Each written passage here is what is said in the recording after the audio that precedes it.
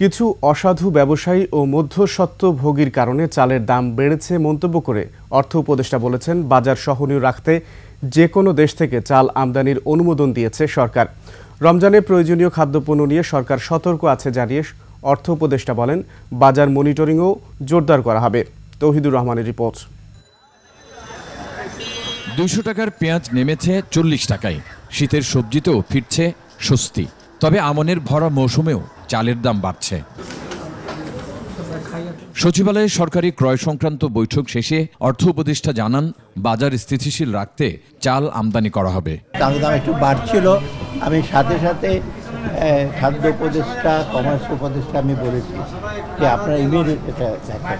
আবার আজকে কিন্তু আমরা নন বাসমতি সিদ্ধ চালের ইম্পোর্ট করে বলেছি এবং আজকেও বলে দিয়েছি আপনারা যেখান থেকে পারেন চাল আপনারা আমদানি করা শুরু করেন।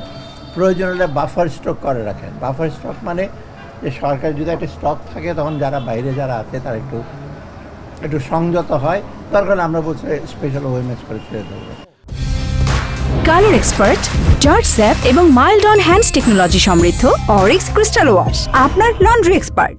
যেসব নিত্যপণ্যে কর ছাড় দেওয়া হয়েছিল রমজান পর্যন্ত তা অব্যাহত থাকবে বলেও জানান উপদেষ্টা। আমরা রোজা যাওয়ার আগে আর কোনো ডিউটি স্ট্রাকচার চেঞ্জ করব।